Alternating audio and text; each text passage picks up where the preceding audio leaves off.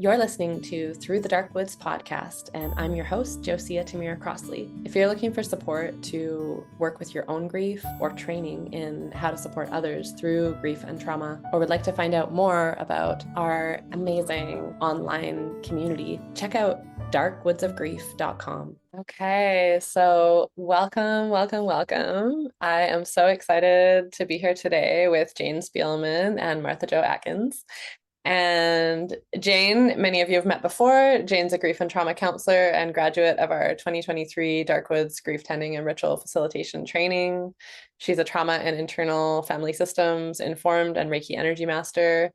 She was an educator for 50 years, teaching children and adults from nursery to graduate teacher candidates in New York City, where she headed the transformative literacy project at City College of New York. And she lives on the unceded land of the Lenni Lenape, now known as Northern Manhattan. And she's, of course, as many of you know, also currently a facilitator on our Dark Woods of Grief team, and also has an independent practice, Sow the Seeds of Healing, to support individuals as well as groups in somatic grief and trauma work. And she's also anti-Zionist Jew and proud lesbian. And so happy to have you joining me and just your incredible support, always behind everything we're doing at Dark Woods of Grief. And we are both so excited to be welcoming Martha Jo Atkins today. Martha has become a dear friend and colleague over the last year as we've been working together a little bit. And we'll maybe talk more about that, how we got to know each other as we go through. She's also a licensed professional counselor and supervisor, a speaker, an author, a coach, and the founder of Dying School and Soul Story Films. With more than 30 years of experience, she provides safe, compassionate space for individuals and families to explore and navigate dying, death, and grief.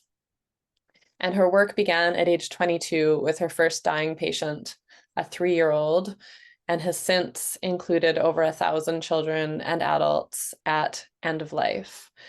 Martha Jo blends clinical training, personal loss, and deep presence to support people from all walks of life through the end of life journey.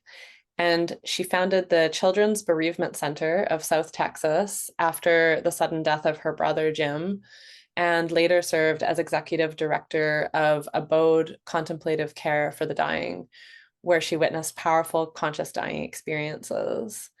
And these encounters deepened her inquiry into how trauma is held in the body and has led her to becoming a somatic experiencing practitioner. In her private practice and through Dying School, Martha Jo helps clients talk openly about dying, whether it's after a diagnosis, during active end of life, or in preparation for what's to come. Through Soul Story Films, she records end-of-life stories, with permission, of course, to teach others about dying with love, intention, and presence. Martha Jo's TEDx talk, More to Dying Than Meets the Eye, has over 2 million views on YouTube.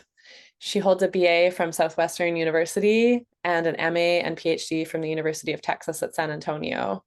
She's also MBTI certified. And Martha Jo lives in Texas with her boxer Gertie and a stash of Dr. Pepper. She understands. Oh, they're right here on the show. She understands that dying can be hard and also beautiful, creative, and life-affirming. Martha Jo, so happy to welcome you. Thank you. I appreciate this very much. It's really nice to be with you. Jane, nice to meet you. Yeah, absolutely. And it's so funny because, when we were just talking about doing this the other day, I was like, in a way, I feel like I know you so deeply because we've been working together with the same business mentor in this really incredible, healing energetic business school the last year. And we've seen each other in like all states. It's true. During this kind of, the entrepreneurial end of this kind of work, it's a whole process, grief, death, dying happening all the time too. And so we've seen each other in the depths, and yet like I didn't really totally know your story. I mean, I knew you were working with death and dying, and then it just occurred to us that it's like, wow, we should really be partnering a bit more and supporting each other because your work is something that my people are going to love, and vice versa. And so here we are. Yes, here we are. Thank you so much for the invitation. And I'd love to ask you, so I'm so curious about your story because I don't really know your story, and now I have a little bit from reading your bio, but tell us more about how, yeah, what, because most people don't end up working and dying, some people don't even think about it until they're about to. How Yeah. did you end up so deeply involved in this work? The big, let's see, the big story is my brother died when I was 24. Before that, I was working in a children's hospital. I worked in intensive care and a neuroscience unit as a child life specialist. So we did psychosocial support for kids and their families. I really enjoyed that work. Uh, I did a lot of handprints and footprints of kids who had died and brought their siblings into the ICU, and it was really it was beautiful and it was hard and I loved it. And then Jim died, and I realized how much I didn't know. And uh, one of the families had asked me about grief services in San Antonio, and I didn't know, and I didn't understand the importance of that. And then after Jim died and I came back, I was in my experience, my first big experience of loss, and our family's first big experience of loss, and that here one moment and gone the next. Um, and it changed us. It changed all of us. It changed our relationships, and set me on a path of learning more about what dying is and what happens after and what kind of meaning I could make. And the meaning at 24 is very different than the meaning at 55, which is a beautiful thing. Um, yeah, so that's how it started. I uh, um, wrote about starting a children's service in San Antonio that didn't exist as part of a graduate school project. And my professor wrote a note that said, you really should do this much needed project. And I didn't know any better, and it sounded like a good idea. So I did it. And Yeah. um, yeah, got a bunch of people involved, and we started a children's grief center. We modeled it after the Dougie Center in Portland, Oregon. And um, I led that agency for about 7 years. Left there, started my doctorate, and my mother was diagnosed with terminal cancer all within about a month. And that was the send off into the next experience of learning about dying and learning about deathbed visions and questioning all the things I thought I knew about religion and spirituality. And it's been a ride, quite a Wow, ride. incredible. Wow. Okay, there's so many things I want to ask you. I'm like, where do I start? I think so. Your brother must have been young, I assume. Was he younger than My, you? my brother was 37. He was my oldest brother. My brothers were 11 and 13 when I was born, so I was the bonus baby. Yeah.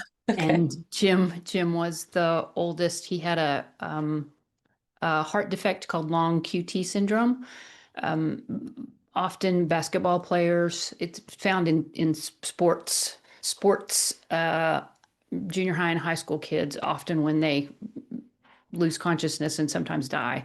It's hereditary, and nobody else in our family had it, but we think some people had it before him. So yeah, that's Jim. Okay. And he lived until 37 and then He lived until 37. He had a 4-year-old son who had just turned 4, who is now 35. oh, And it's been a joy to be with him over this time, and um, fascinating as these things can be fascinating as a youngster grows into an adult and um, tries to sort out what dad means to him, and and our family keeping Jim alive as we could and as we can. Um, it doesn't end. The circles of loss and tenderness and sweetness and all of that, it just doesn't end. wow. And I mean, but you were already working with children who had died or were dying when that happened. So I'm so curious about like, yeah, like how did you end up there? Do you feel like it was something you were just always drawn to or interested in or? I think my dad was a preacher, so we Methodist minister, so we were in that kind of space where There was a lot of conversation about being with people and helping people, and people would knock on our door at night and need something, food or a place to stay or gas money. And I remember those things happening, and um, remember conversations about that. So that was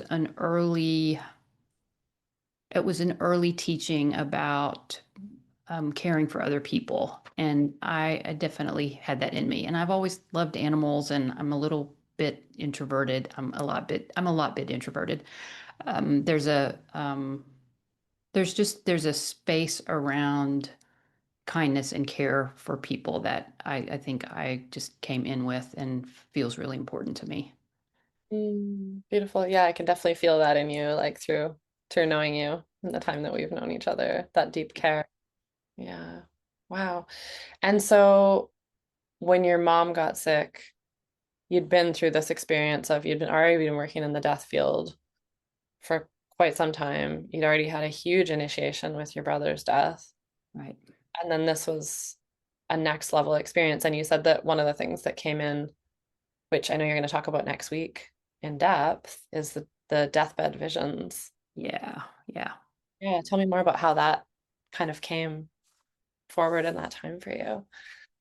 So the kids at the bereavement center talked about the mystical, magical things kind of behind the scenes, and we'd have conversations, and one of them talked about the end of the bed going down. Like they were in bed at night and they'd feel the end of the bed go down, and um, what do you think that was? Well, it was my dad. My dad came and sat on the bed. So, like, cool. That's really cool.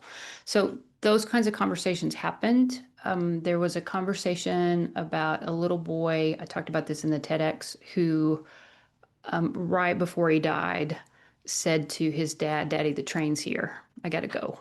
And um, those kinds of experiences were in my periphery, and so as mom was getting further and further into her dying experience, I asked her one day if she would tell me if she saw anybody, anybody showed up to help her along the way, and she said she would. She made a joke about it, but she said she would. And eventually, after a period of restlessness that went on for several days, and a time where she felt like I was trying to kill her, we were trying to kill her, there were lots of things happened. She got really peaceful, and I was watching her watch something under her closed eyelids, and I asked her about it, and she was seeing her people. She was seeing her mom and dad, she was seeing her grandparents, she was seeing a house that she had frequented when she was a small child. And it was very comforting to me seeing her in a state of peacefulness herself. And I got really interested in that. um, I was curious because I wondered if Jim had been around, and I asked her, and she said he'd been there. I'd had a dream that my brother was sitting reading a book, as he often did. He would sit in a room and read a book. And my brother John had the same dream. So when mom said, he'd been around, I thought, oh, maybe he's been sitting around reading a book. That'd be pretty great. So I imagined and make meaning that the people she loved and who loved her helped her cross.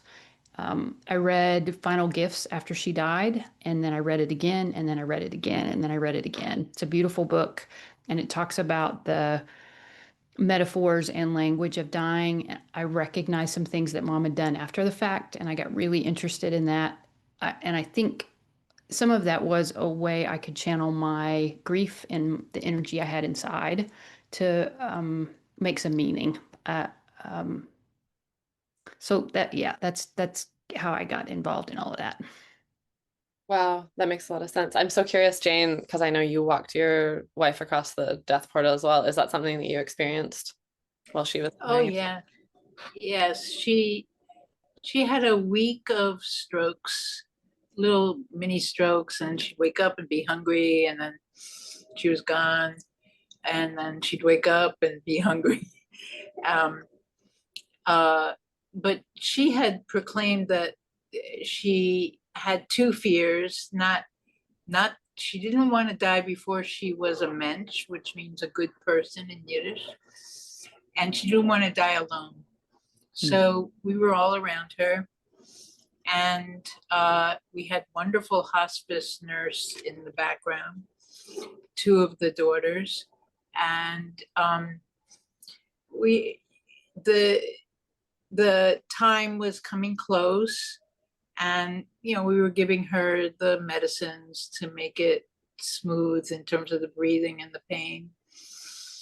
And I was just holding her and talking to her and singing with her, and then just at 12:35, she just, it's like her eyes got so big and smile, and her mouth was just stunned, like, she just arrived someplace so good. It was so beautiful. I'd been at a lot of deaths, but this was the person. We'd been together 35 years, and I was like, wow, just a gorgeous seeing. I don't know what she was seeing. I didn't know to ask her to tell me who she was seeing, but I know she was, all her siblings but one had gone, and her parents, and I know that they were waiting. So thank you for your stories. I can't wait to watch your TED Talk. Oh, good. That story's beautiful. I have been with people where their eyes have opened and they've had that big smile, not very often. And I am delighted to hear that happened for you and for her. Yeah. Incredible. So that's interesting to hear that it's rare, because I've heard another friend of mine also, her mother was in a tremendous amount of pain for a lot, like quite a period of time while she was dying. And then she had a very similar thing. The moment of her death was ecstatic. So that's really cool. And what other kind of things do you want to, I don't know if you want to save that for for your talk next week, but I'm so curious, like what other kind of things do you see? And then also, like, I've heard that that DMT is released in the brain like as death gets quite close. I don't know what you know about that, because it's just something I'm very curious about. I've heard the same, and this experience of the eyes opening wide and mouth opening wide, and this look of wonder. When I think of DMT, that's the kind of experience I think of. And there are people who have a really gentle exhale, and that's their end. And they may well have a release of DMT that's just not an outward expression like we see. I don't know how that works. I don't know how it works. The body knows how to die, and we get to be with it if we are ones who come near, and don't go the other direction. Some people don't want to be near. And for those of us who appreciate the liminal space and the holiness of it, it's really quite something to be a part of. Wow. And do you so obviously this is like a huge passion for you, and I mean I know you love being in that liminal space, but I'm also curious about, like, can you talk about, like, why is it important to right now in this time for us to understand death and dying more, like generally as a society, and also individual, why individually it might be important? I Mm. We live in structures that rise and fall, and we push against the falling. And when we push against, I mean, sometimes we need to push against, but I think there's opportunities to learn presence and being when we're with different kinds of loss. Um,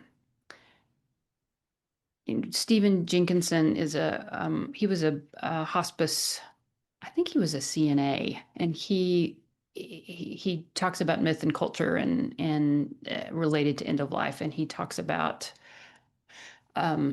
you can understand a culture by how they treat their dying and their dead. And I think there's a lot to be said about caring for people at end of life, not putting them in the back hallways like they used to do, in the 70s, 60s, when Kubler-Ross was um, doing her work and finding people in the back hallways who were dying and coherent and there because nobody knew what to do with them. She really changed the face of how we care for people in this country. And there's certainly more to be done, but she did so much to open our conversation and our capacity. So, you know, Jane could be with her beloved and friends could be there. I think about Andrea Gibson and the story of her 4 exes. It made me laugh out loud. That is such a lesbian thing. Her 4 exes and her dogs and her wife and her friends. And the 3 days before that. And I think of dying experiences I've been a part of where it's been community, and the communal aspect of it allows us to open our hearts and to be with each other, to nurture each other, to deepen intimacies, and to learn about dying. We're all going to be there someday, and the opportunity to be with somebody who's willing to let us be there so we can learn feels pretty important. And you learn as they're dying, you learn after, you learn about bodies, you learn about just the absurdities of this suit we live in. It's something. It's not all sad. It's curious and gross and wonderful, and it's everything in between. I don't know if I answered your question. Yeah, what do you think is the most yeah, definitely. I think that's great. And I'm curious, like, what do you think some of the most profound stuff that you've learned from sitting by, now countless bedsides, I'm sure. Um, I don't have to do as much as I think I need to do. Um, Somebody taught me to when I'm outside of a door to imagine my arms are out like wings and to bring them down beside me and bring my energy in and take a breath and then go in the room and then go sit and be there and see what's needed. Don't go in assuming that there's something that needs to be taken care of, because what may have been in the morning or what may have been an hour ago may not be what is there now. And I, I think that main lesson has just been around, not just that main lesson has been around presence, and listening, really listening to the person and what they are asking for, even if we don't agree. My friend Mark had a difficult cancer. I don't know what cancer is not difficult, but he fought and fought and fought, and um, he wanted to keep going and wanted to keep going and more chemo. And I wrestled with him a couple times about continuing on the journey. And I will say I wish I wouldn't have done that, but now that I've done it, I won't ever do it with anybody else again. He taught me so much about biting my tongue and remembering it's not my journey and my job is to be a steady companion. That's what he wanted and needed from me. Um, so I'll do that better for the next people I'm with because of him. That's really profound. Yeah. Yeah. So you would have, if you could go back and redo it, which in a sense I'm sure you will, with all the people you would. Yeah. Yeah. There was a situation where a physician came to the house and there was a conversation about stopping treatment and um I thought I knew best and I did not know best. There were a lot of us were having conversations in the background and there was no convincing and how I thought I could convince him or why I thought I needed to convince him. I'm not sure. I am sure it was naive and my ego and um, thinking that I knew better and I didn't know better. He was doing exactly what he needed to do. It was his process and he was figuring out how to die. And some of this was wrestling with, do I have treatment? Do I not have treatment? Do I have treatment? Do I not? and uh, I would have served him better continuing the swing. And I did that. But there were those couple moments where I was human, and my friend was suffering, and I didn't want him to suffer anymore. But that wasn't my thing either. And when did you see that? Like, when did the perspective come in where you were like, oh, It came in when we were at the hospital together, and a physician inserted himself and said, you can't have treatment anymore. This is where this is complete, and it's time for you to go home." And I um, held his hand in the car on the way back home, and um,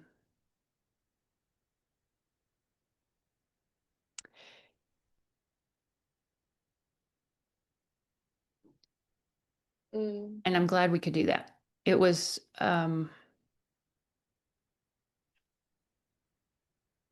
I've been with a handful of people when that news has arrived, and um, I did know enough to hold his hand and be quiet, and um, we did well enough the whole time. We both learned, and if you believe in soul pacts and soul contracts, and I think I do. Um, he and I had one, and there was a whole group of us that had one, but I'm really grateful to him. Really, really grateful to him. that's really powerful. Yeah, I can feel you just going back to that moment. Yeah. Yeah. Yeah. Really profound. Wow. What about you, Jane? What would you say in Leia's death, or, what was? So I'm thinking very much about her eldest son, Mm, who's just recently diagnosed with stage 4 prostate in his late 50s. And in the early stages of his diagnosis, a few months ago, we were seeing a lot of each other. And he was deciding not to do chemo. And then he decided to do chemo. And I haven't heard from him since. And just on my walk before coming here right now, I was called to text him and call him and say, whatever's happening, I love you. I'll always love you. I'm here, and so I'm really totally resonating with what you're saying about Mark.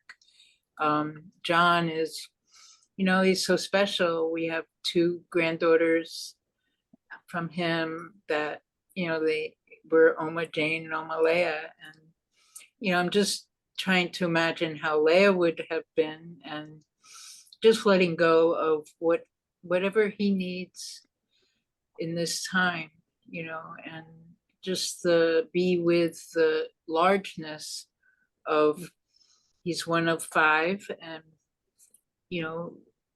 everybody's feeling it. This family doesn't do grief very well. um I mean, the kids that came into our relationship, they don't have rituals around grief. They don't have situations. They tend to the specific needs. 2 of them are medical, a doctor and a midwife. Leia was a midwife.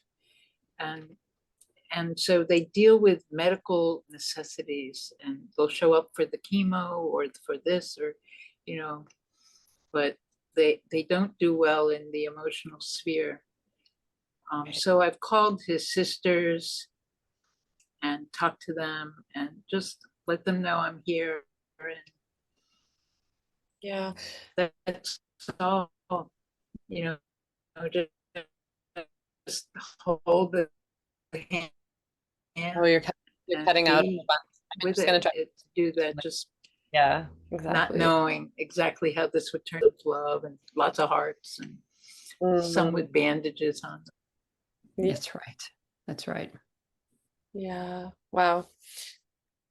Yeah, and I mean that's such a good bridge because I think I mean what I'm thinking about in terms of like the very few deaths that I've had a privilege to be a part of, or like dying process.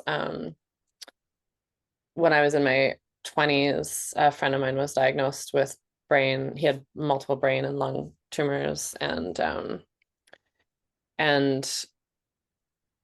anyway, he went into like first like shock. I was the first person he called. We talked through it, and then he went into complete denial, like, I'm fine, it's not happening. My headache went away, I'm okay.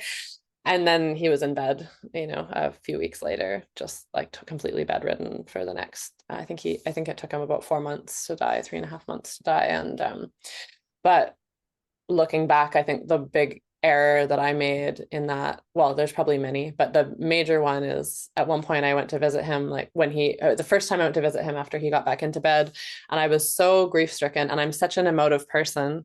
And I thought at this time that it was a good thing, to express my love to him, but I just like entered the room and just started sobbing all over him. And at first he was like, okay, but it's like basically he had to hold that for me, he had to hold my grief. And um and more recently, when I was going through the death of my late mentor and very dear friend, Sonara Medicine Wolf, I was working with my therapist around it, and she said at one point, she was like, yeah, so this intention to be with your own grief so that she doesn't have to hold it for you. And that just landed so profoundly with me, because I mean, I already looked back on that time and knew that that wasn't quite right. But when she said that, I was like, oh, right. Yeah. I want to be with my grief, but I don't want to ask the dying person to have to hold that grief for me, because they're already, going through so much of their own process. Yeah. And so I think that has been really profound. And you mentioned like people, your family, you not having the grief skills, right? And I think that's such an integral part of, and I know that that's something that you really carry people through in a way in the dying school. I'd love to invite you to talk a little bit about dying school, MJ, because yeah, I think there's so much there, right? Yeah. The Yeah. learning that you've been through, sitting with so many deaths, and now you're passing that on to people. Yeah. Yeah. I think the other so there's the stuff that didn't go well, and then there's these really beautiful experiences where the container was shaped and this amazing thing happened within the container that was co-created by all the people there. One that's coming up at this moment is a gentleman we had at Abode who uh, I believe had already died, and we had the family. There were probably 12 or 15 people in that little room, and we start with the elder. And the elder, everybody had a flower, and the elder said what she needed to say, and then she put the flower, and we let it go however it wanted to go after that. And nobody was crying. It was very, we were very stoic.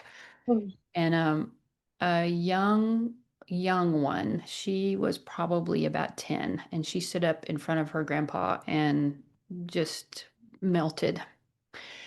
And everybody was very still, and her mother came up and got on her left side, and the father came from the other side of the room and got on her right side. They didn't hug her, they didn't tell her to stop, they shoulder to shoulder, and they held her that way. And then the room could cry. And I think of her, um, I think of these healers that are among us, and she is one, and I suspect she will be for a long time to come. That sacred space was called, the family community held it, our staff was there holding it. But man, that moment, you could feel hearts open, and it was just right. It was just right.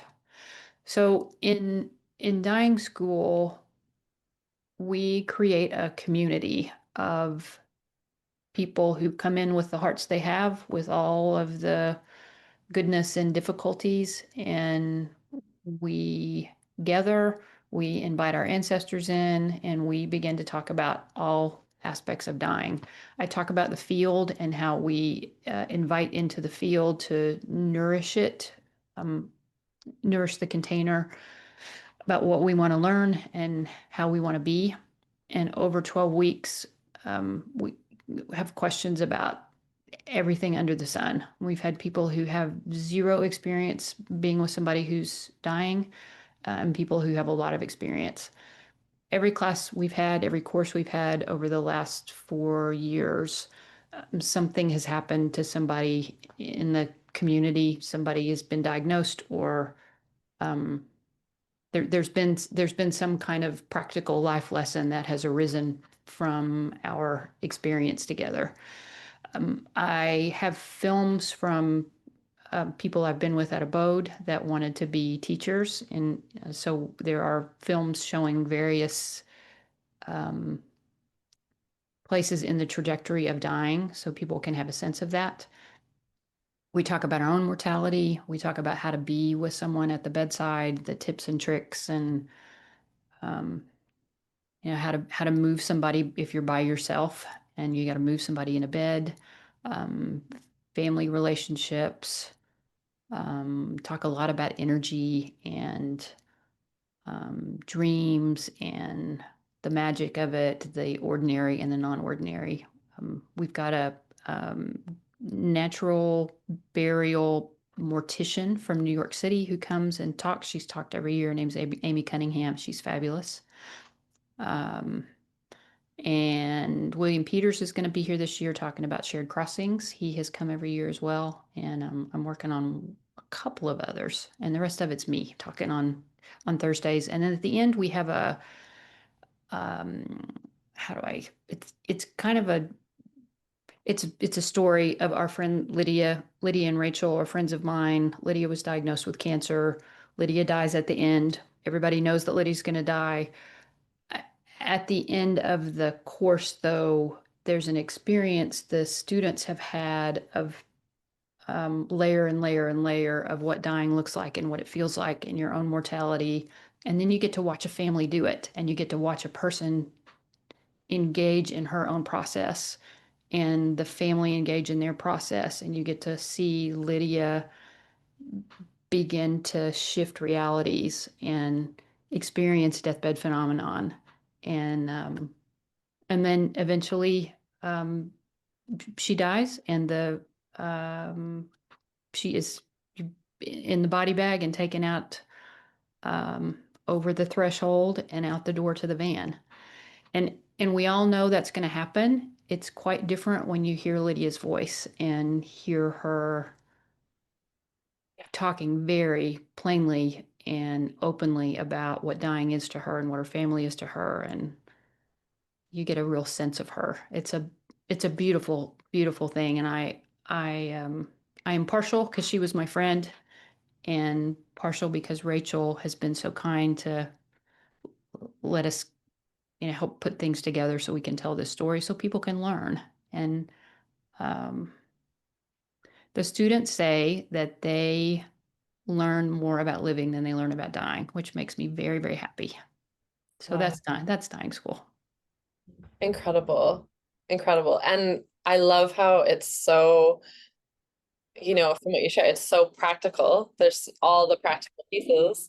Yeah. There's also all the other layers of, deep profundity that come with dying, that you're calling that in and allowing it to be there and to work in the group as you work. It's all the things.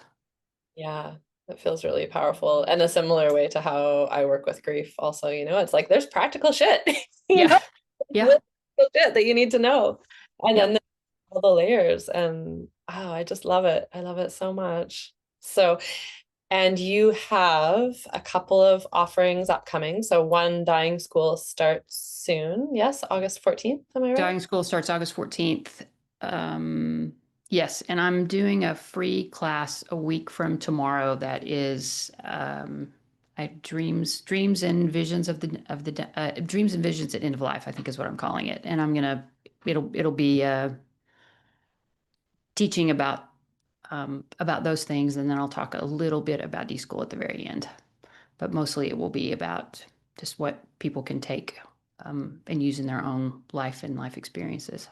Beautiful. So it's kind of a standalone offering, but then it's also like a way for people to get a taste of what you're offering if they're considering school as well. Yes. Amazing. I want to do it. Come on. Yeah. Come on. Beautiful.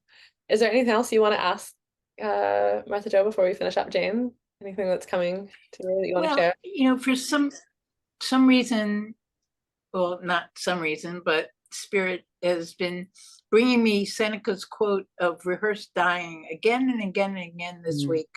Rehearsed dying. And it feels like your work, excuse me, is very much about rehearsing this fact and not flipping out about it. My mother was so scared. She screamed at her husband as she was dying. I'm dying. Don't you know I'm dying? And I just vowed that that would not be my situation. It's like as if there was so much unworked through and certainly unrehearsed. I love the notion, if you could just talk about that notion of rehearsing death, because you seem to be all about it. I didn't understand that's what was happening. I worked with a family about 10 years ago. The gentleman called me. He had a death, and he invited his children and his wife to come have a weekend experience. And we spent a Saturday morning talking about dying and talking about this document that we had been working on for, oh my gosh, 6 months. And it was about his fourth quarter. He wanted them to understand what they needed to do if he was dying, what he wanted. And he wanted to do it when he was coherent and able and awake. One of the practices we did that day is a memory tagging exercise where he and his wife came up with a memory together, and then there's a back and forth that happens. And then he did the same with his oldest child and then the youngest child. That experience was powerful. And when I think about rehearsing dying and rehearsing saying what you need to say, that was one experience of it. Another experience is being at a hospice and being in a room with someone who isn't talking anymore, and smelling the smells and hearing the sounds and recognizing the stillness and holding just for a moment that this could be you someday, and it could be somebody you love, and you just hold it for as long as you can hold it, and then sometimes you can hold it a little bit longer and a little bit longer. When I had interns at Abode and someone died and there was opportunity, I would bring the interns in and we would sit with the body. It's a different kind of silence. And those thoughts that run through are important. They rise up and then we get to talk about them. So I appreciate you saying that. I hadn't thought of it in that way, but it is. It's an opportunity to see it and touch it and be with it. And to be able to do that with somebody that is a little bit removed, it's not your immediate family member, gives space and opportunity to be with it and play with it a little bit in a different way. Yeah, I wrote that Seneca you said. I'm gonna go find that. Thank you. Beautiful. Yeah, that's incredible. Yeah, I mean, I definitely think watching Sonara, being with Sonara and her death, it was like one of the biggest things. I remember there was another woman in the same area, in the same ward, one day when I was there, and she was just yelling from her room. She was like, "Help! Yeah. Help!" Like every help, and then they'd go and check on her. I want to go home. Yes. Yeah, and then that experience of listening to that, and then also being with Sonara and just seeing and feeling how we were all there around her, but what if we weren't? Like imagine dying alone in that way, and it really settled in me, like, one, just so much gratitude to be able to be there, but also like, wow, like suddenly building my community around me actually became one of the most important things, so that we can be there to walk each other across the threshold. Isn't that possibly the most important moment in our lives when we reach that point? So grateful that you're teaching this work and helping people learn how to be with it, because I mean, it's so critical, similar to the grief work. It's so critical to like your students have told you, like, to learn how to live, Yeah. how to be in relationship with each other. So Yeah. really And important. how to be in relationship with grief before somebody dies, how to be in relationship with it after, what that means, how it changes you, how you hold it and carry it, how you help other people hold and carry it. And for those of us in the biz, this is a I just think it's part of our heart work and part of our soul work. Yeah. And we get to it however we get to it. You go to a class or you have an experience and you find people to talk to. You get to it however you get to it, but we get to it. Yeah. Yeah, 100%. Yeah, so critical. So thank you so much for joining us today. And I'm so thank you for asking me. I'm really happy to. I'm just really happy to talk about it and talk about it with people who get it. It means a lot. Thank you. yeah, absolutely. And I just, before we close, I want to offer the prayer that may this conversation that we've had together today benefit all beings everywhere. May all beings be happy. May all beings be peaceful. May all beings be free of suffering and the causes of suffering. And may we all recognize our liberation together. Thank And you. so it is. So it is. Yeah. This has been Through the Dark Woods podcast. I'm your host, Josiah Tamira Crossley, and thanks for listening today. If you are looking for support to process your own grief or would like to learn more about trainings to support others, check out darkwoodsofgrief.com.